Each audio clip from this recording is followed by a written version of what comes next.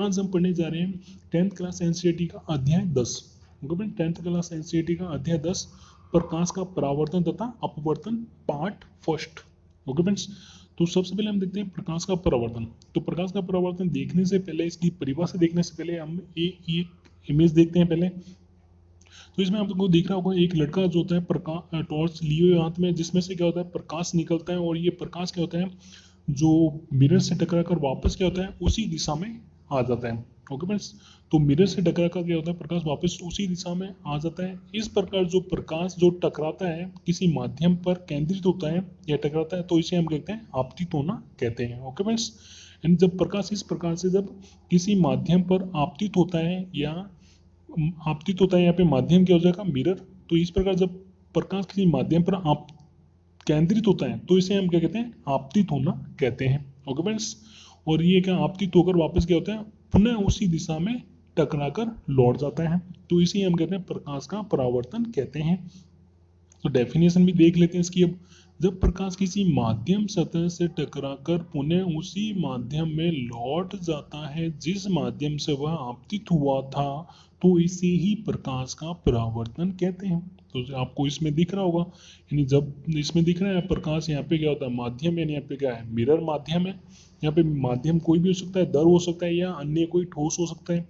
तो ये क्या होता है माध्यम से टकरा कर वापस क्या उसी दिशा में लौट गया है, तो इसे हम कहते हैं प्रकाश का परावर्तन कहते हैं।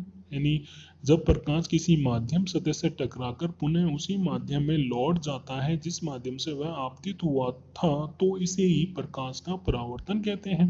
ओके फ्रेंड्स, तो नेक्स्ट हम आते हैं अब परावर्तन के नियम। तो परावर्तन के दो नियम है, एक तो आपतन कोण जिसे हम लिखते हैं आई से, परावर्तन कोण जिसे लिखते हैं आर से, बराबर होते हैं। यानी आपतन कोण व परावर्तन कोण बराबर होते हैं, ये तो पहला नियम हो जाएगा। दूसरा नियम क्या है, आपतित किरण परावर्तित किरण व आपतन बिंदु पर खींचा गया लंब तीनों एक ही तल में होते हैं, ये दूसरा नियम है। यानी आपतित किरण परावर्तित किरण व आपतन बिंदु पर खींचा गया लंब तीनों एक ही तल में होते हैं। ओके फ्रेंड्स, तो इसको हम देखते हैं, अब चित्र से समझ लेते हैं।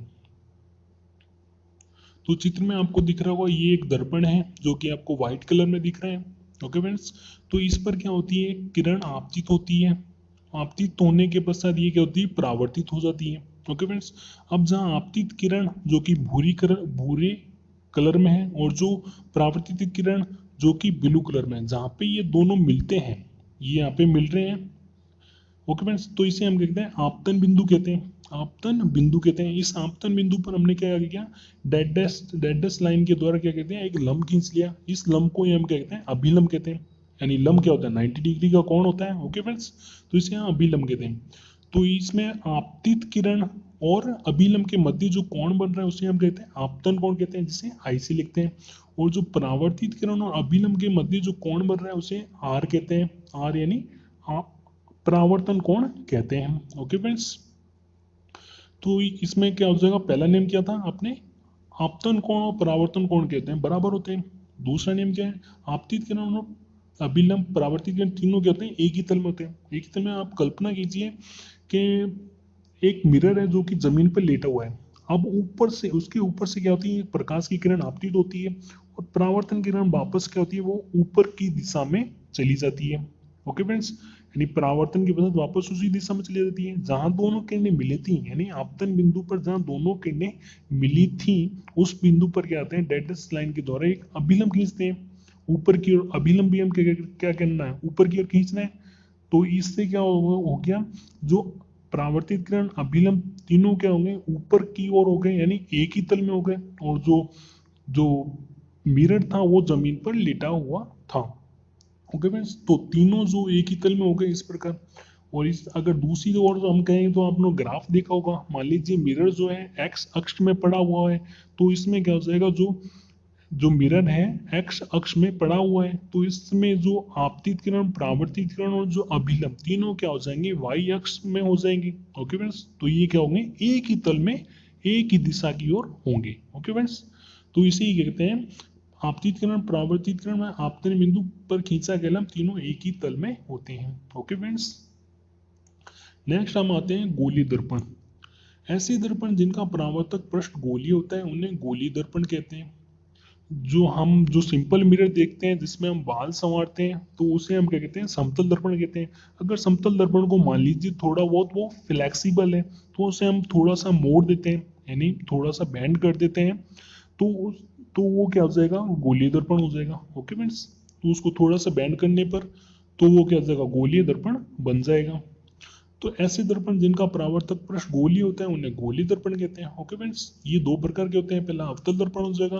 अवतल दर्पण की डेफिनेशन देखते हैं। अवतल दर्पण वह दर्पण होता है जिसमें गोले की अंदर की ओर का तल क्या होता है, परावर्तक होता है, और बाहर की तल पर क्या होती है, पॉलिश होती है। जिस प्रकार आपने देखा होगा समतल दर्पण की पीछे की साइड क्या होती है, पॉलिश की होती है, कुछ सिल्वर कलर की पॉलिश की हुई होती है। उसी प्रकार क्या होते हैं, ये जो अवतल दर्पण होते हैं उनमें भी क्या होती है, बाहर की तरफ क्या होती है, पॉलिश होती है, यानी किसी जो सिल्वर कलर का लेप लगा होता है। ओके फ्रेंड्स, तो इसे हम आप इसे चित्र से देख सकते हैं। इसमें क्या है, बाहर की तरफ पॉलिश की हुई है। ओके फ्रेंड्स, जो कि आपको भूरे कलर में दिख रही है। ओके फ्रेंड्स, तो भूरे कलर में जो दिख रही है वो क्या हो जाएगी, यहाँ पे पॉलिश हो जाएगी, और जो अंदर की तरफ क्या हो जाएगा, ये परावर्तक हो जाएगा, यानी अंदर की साइड इसमें क्या होगी, इमेज बनेगी। ओके फ्रेंड्स, तो अवतल दर्पण वह दर्पण होता है जिसमें गोले की अंदर की ओर का तल परावर्तक होता है और बाहर की तल पर पॉलिश होती है। तो ये इसकी डेफिनेशन होगी। दूसरी डेफिनेशन इसकी देखते हैं। आपको जो भी अच्छी डेफिनेशन लगे वो आप लिख लीजिए। वह गोली दर्पण जिसका परावर्तक पृष्ठ अंदर की ओर वक्रित होता है वह अवतल दर्पण कहलाता है, यानी वक्रित यानी गोलाकार होना। तो इसका आपको दिख रहा है ये गोलाकार है, गोलाकार शेप में है इसका परावर्तक पृष्ठ। तो वह गोली दर्पण जिसका परावर्तक पृष्ठ अंदर की ओर वक्रित होता है उससे हम क्या कहते हैं, अवतल दर्पण कहते हैं या कहलाता है। ओके फ्रेंड्स, नेक्स्ट आते हैं हम उत्तल दर्पण।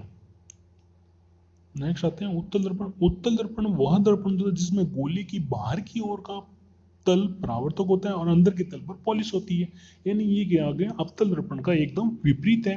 ओके फ्रेंड्स, तो उत्तल दर्पण वह दर्पण होता है जिसमें गोले की बाहर की ओर का तल परावर्तक होता है और अंदर के तल पर पॉलिश होती है। अब आते हैं अथवा, यानी दूसरी परिभाषा देखते हैं इसकी। वह गोली दर्पण जिसमें परावर्तक पृष्ठ बाहर की ओर वक्रित होता है उत्तल दर्पण कहलाता है।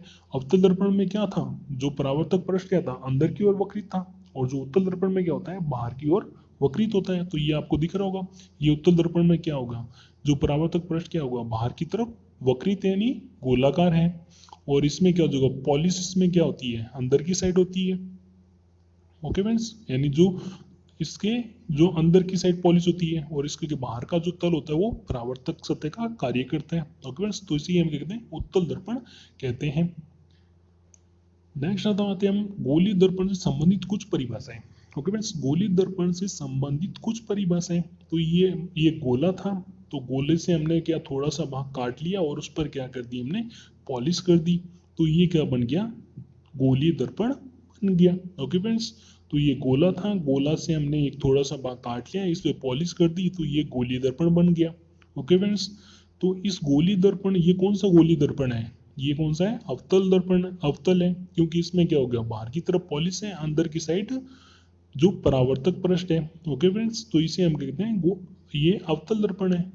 तो यहाँ पे आप कोई भी दर्पण बना दीजिए, सभी के लिए जो परिभाषाएं होंगी वो दोनों के लिए समान होंगी। ओके फ्रेंड्स, तो सबसे पहले लिख देखते हैं, आपको एक रेड कलर की लाइन दिख रही है डेड डैश के द्वारा, तो इसे हम क्या कहते हैं, द्वारक कहते हैं। ओके फ्रेंड्स, तो इस जो कटा हुआ भाग है, जो इसका जो व्यास है उसे हम क्या कहते हैं, द्वारक कहते हैं। ओके फ्रेंड्स, पी ध्रुव, अब पी क्या हो जाएगा, ध्रुव कहते हैं। पी यहाँ पे दिख रहा है आपको, ये पी, तो पी जो क्या हो जाएगा, जो ये कटा हुआ जो भाग है इसका जो मध्य बिंदु है, इसका जो मध्य बिंदु है कटे हुए भाग का मध्य बिंदु, उसे हम कहते हैं ध्रुव कहते हैं।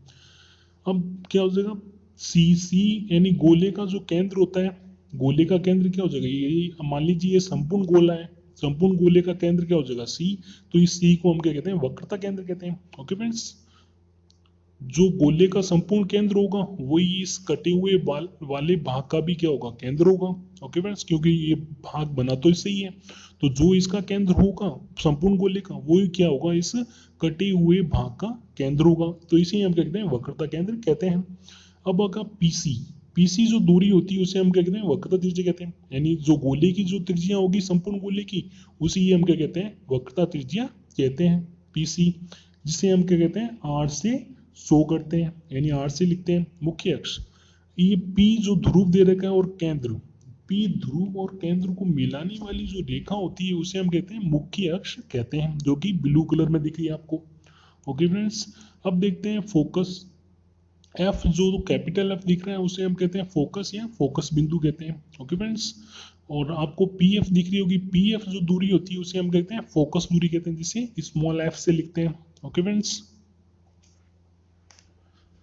अब हम आते हैं इसकी परिभाषा देख लेते हैं। अब बताए ध्रुव, दर्पण की परावर्तक तल के मध्य बिंदु को ध्रुव कहते हैं। जो दर्पण का परावर्तक तल था उसका मध्य बिंदु क्या क्या कहलाता है, ध्रुव कहलाता है। ओके फ्रेंड्स, दर्पण के परावर्तक तल के मध्य बिंदु को ध्रुव कहते हैं। अब आता है उद्वारक, यानी दर्पण की परावर्तक तल का, परावर्तक तल जो ऊपर था वो क्या था, अवतल दर्पण था। ओके फ्रेंड्स, गोली दर्पण क्या था, वह परावर्तक तल वही था। तो जो परावर्तक तल यहाँ पे यूज कर रहे हैं। ओके फ्रेंड्स, तो दर्पण की परावर्तक तल का जो व्यास होता है द्वारक कहलाता है। ओके फ्रेंड्स, वक्रता केंद्र, गोली दर्पण जिस गोले से काटकर बनाया जाता है उसके केंद्र को दर्पण का वक्रता केंद्र कहते हैं। आपको दिख रहा था, संपूर्ण गोला दिख रहा था, संपूर्ण गोले का जो केंद्र होता है वही क्या होगा, जो कटा हुआ जो भाग होता है उसका केंद्र होता है। ओके फ्रेंड्स, तो गोली दर्पण जिस गोले से काटकर बनाया जाता है उसके केंद्र को दर्पण का वक्रता केंद्र कहते हैं। मुख्य अक्ष, दर्पण के ध्रुव तथा वक्रता केंद्र को मिलाने वाली रेखा को दर्पण की मुख्य अक्ष कहते हैं। तो ध्रुव P और जो वक्रता केंद्र यानी C को मिलाने वाली जो अक्ष होती है या रेखा होती है उसे हम क्या कहते हैं, मुख्य अक्ष कहते हैं। अब आता है वक्रता त्रिज्या, गोली दर्पण की ध्रुव तथा वक्रता केंद्र के मध्य की जो दूरी होती है उसे हम कहते हैं वक्रता त्रिज्या कहते हैं, जिसे हम कैपिटल R से लिखते हैं। ओके फ्रेंड्स, यानी गोली दर्पण की ध्रुव तथा वक्रता केंद्र की जो मध्य की दूरी होती है उसे वक्रता त्रिज्या कहते हैं। जो आपको चित्र में दिख रहा था, ध्रुव और वक्रता केंद्र के मध्य की दूरी को हम कहते हैं वक्रता त्रिज्या कहते हैं। अब आता है फोकस या फोकस बिंदु। तो ये अवतल दर्पण दे रखा है, ये उत्तल दर्पण दे रखा है। अवतल दर्पण में क्या होता है, ये जो किरणें क्या होती हैं, यहाँ पे किरणें ये आपतित हो रही हैं और आपतन के पश्चात क्या होती हैं, यहाँ पे मिलती हैं। ये यहाँ पे मिलती हैं तो उसी हम क्या कहते हैं, फोकस कहते हैं। फोकस या फोकस बिंदु कहते हैं। तो इसमें जो फोकस बिंदु होता है, जो अवतल दर्पण में क्या होता है, इसके जो परावर्तक सतह होती है तो इसके सामने होता है, जबकि इसमें क्या होता है, इसमें जो किरणें परावर्तन के पश्चात टकरा कर क्या होती है, उसी दिशा में मुड़ जाती है। जब इनको क्या होता है, पीछे की ओर, पीछे यानी दर्पण के पीछे, दर्पण के पीछे जहाँ पे हमें कुछ दिखता नहीं है। ओके फ्रेंड्स, यानी हमने एक कल्पना की है कि हम दर्पण के पीछे की साइड जहाँ पे ये लेप लगा हुआ है यानी पॉलिश की हुई है उस साइड हम इनको पीछे की ओर किरणों को बढ़ा रहे हैं। ओके फ्रेंड्स, तो बढ़ा रहे हैं, ये वास्तव में नहीं जाती हैं। वास्तव में तो क्या होते हैं, अवतल दर्पण में ये वास्तव में यहाँ पे मिलती हैं, लेकिन इसमें मिलती नहीं है। इसमें हम पीछे की अगर साइड बढ़ाते हैं तो यहाँ पे ये मिलती हुई प्रतीत होती हैं। तो इसी हम क्या कहते हैं, उत्तल दर्पण का फोकस कहते हैं। ओके फ्रेंड्स, इसमें तो क्या होती है, मिलती हुई प्रतीत होती है उत्तल दर्पण में, और इसमें क्या होती हैं, वास्तव में मिलती हैं। ओके फ्रेंड्स, तो अब इसकी डेफिनेशन देख लेते हैं। यानी मुख्य अक्ष के समांतर चलने वाली किरणें, यानी ये मुख्य अक्ष दे रखी है आपको ब्लू कलर में, और इसके समांतर चलने वाली ये क्या हो जाएंगी, रेड कलर की किरणें हो जाएंगी, जो कि क्या होती हैं, यानी मुख्य अक्ष के समांतर चलने वाली किरणें दर्पण से परावर्तन के पश्चात मुख्य अक्ष के जिस बिंदु पर मिलती हैं, यानी मुख्य अक्ष के जिस बिंदु पर मिलती हैं, यानी अवतल दर्पण में क्या हो रही है, ये मिल रही हैं, अथवा मिलती हुई प्रतीत होती है। यानी उत्तल दर्पण में क्या हो रही है, मिलती हुई प्रतीत हो रही है, यानी कल्पना की है। ये तो क्या होगी, पॉलिश वाला भाग है, उसके पॉलिश वाले भाग के साइड की ओर है, तो पॉलिश वाले भाग की साइड की ओर हमें कोई इमेज दिखती ही नहीं है। ओके फ्रेंड्स, तो उत्तल दर्पण जगह उस बिंदु को दर्पण का फोकस या फोकस बिंदु कहते हैं। यानी मुख्य अक्ष के समांतर चलने वाली किरणें दर्पण से परावर्तन के पश्चात मुख्य अक्ष के जिस बिंदु पर मिलती हैं, यानी अवतल दर्पण में तो वास्तव में मिलती हैं अथवा मिलती हुई प्रतीत होती हैं, यानी उत्तल दर्पण में क्या होती है, मिलती हुई प्रतीत होती है, उस बिंदु को दर्पण का फोकस या फोकस बिंदु कहते हैं। ओके फ्रेंड्स, अब आते हैं हम, अवतल दर्पण का फोकस वास्तविक होता है वह दर्पण के सामने होता है, जो कि आपको चित्र यानी डायग्राम में आपको दिख रहा है ये। तो अवतल दर्पण का जो फोकस वास्तविक है, यानी ये वास्तविक है, ओके फ्रेंड्स, वह दर्पण के सामने होता है, तो ये दर्पण के सामने है। तथा उत्तल दर्पण का फोकस आभासी है, यानी ये कल्पना की है हमने कि ये पीछे होगा, जबकि पीछे हमें कुछ दिखता ही नहीं है। तो ये उत्तल दर्पण का फोकस क्या है, आभासी है, वो दर्पण के पीछे होता है, ये दर्पण के पीछे है। ओके फ्रेंड्स, अब आते हैं हम फोकस दूरी। तो फोकस दूरी क्या होती है, वक्रता त्रिज्या की आधी दूरी फोकस दूरी कहलाती है। यानी जो वक्रता त्रिज्या थी, यानी जो गोले की त्रिज्या होती है, गोलीय दर्पण की जो त्रिज्या होती है उसका आधा कर देते हैं, तो उसे हम क्या कहते हैं, फोकस दूरी कहते हैं। तो फोकस दूरी का सूत्र क्या हो जाएगा दोस्तों, फोकस दूरी को हम स्मॉल एफ से लिखते हैं, इसमें क्या हो जाएगा, कैपिटल आर, वो वक्रता त्रिज्या कहते हैं, इसका आधा कर दिया, 2 का भाग दे दिया, तो ये क्या हो गई, फोकस दूरी। फोकस दूरी का सूत्र क्या हो जाएगा, आर अपॉन आर बटे 2। ओके फ्रेंड्स, तो आर बटे 2 हो गया। अब इसमें हम एक क्वेश्चन देख लेते हैं इस पे, फोकस दूरी पे। मान लीजिए आपके क्वेश्चन आ जाता है एक, किसी गोली दर्पण की, गोली दर्पण यहाँ पे मैंने यहाँ पे गोली दर्पण लिखा है, इसकी जगह क्या होता है, अवतल दर्पण भी लिख सकता है या उत्तल दर्पण भी लिख सकता है। ओके फ्रेंड्स, तो किसी गोली दर्पण की वक्रता त्रिज्या 20 सेंटीमीटर है, इसकी फोकस दूरी ज्ञात करो। एकदम सिंपल सा है, आपको सूत्र लगाना है सीधा, एफ बराबर क्या होता है, आर बटे 2। आर का मान क्या दे रखा है, वक्रता त्रिज्या कितनी दे रखी है, 20, 20 में 2 का भाग दीजिए, 10 सेंटीमीटर आ गई। अब आपको अगर फोकस दूरी दूरी दे दे तो आप वक्रता त्रिज्या ज्ञात कर सकते हैं। तो आपको करना क्या है इसके लिए, मान लीजिए आपने, यदि किसी गोलीय दर्पण की फोकस दूरी 15 सेंटीमीटर है तो इसकी वक्रता त्रिज्या ज्ञात कितनी होगी, तो इसकी वक्रता त्रिज्या कितनी होगी। तो आपको करना क्या है, एफ बराबर क्या होता है, आर बटे 2। आप उनको निकालनी क्या है, आर यानी कैपिटल आर निकालनी है, वक्रता त्रिज्या निकालनी है। तो वक्रता त्रिज्या निकालनी है तो हम क्या करते हैं, जो 2 भाग में दे रखा है उसे हम लेफ्ट साइड में ऊपर की ओर भेज देते हैं। अगर इस पर का जो भाग में होता है, अगर दूसरी साइड भेजते हैं ऊपर की ओर, तो वो क्या होता है, गुणा में चला जाता है। ओके फ्रेंड्स, तो ये गुणा में चला गया, तो आर बराबर क्या हो गई, 2f, यानी 2 इंटू एफ। तो यहाँ पे क्या हो जाएगा, आर बराबर क्या हो जाएगा, 2 और इंटू आ गया, और इसमें एफ कितनी दे रखी, फोकस दूरी 15, 15 आ गई। तो आर बराबर क्या हो जाएगा, 30 सेंटीमीटर। ओके फ्रेंड्स, तो ये अपने वक्रता त्रिज्या आ गई। तो अगर वक्रता त्रिज्या दे दे तो हम फोकस दूरी निकाल लेंगे, अगर फोकस दूरी दे दे तो वक्रता त्रिज्या निकाल लेंगे। ओके फ्रेंड्स, अगर आपको ये वीडियो अच्छा लगा प्लीज दोस्तों इसे लाइक शेयर कमेंट जरूर कीजिए। Thank you for watching this video.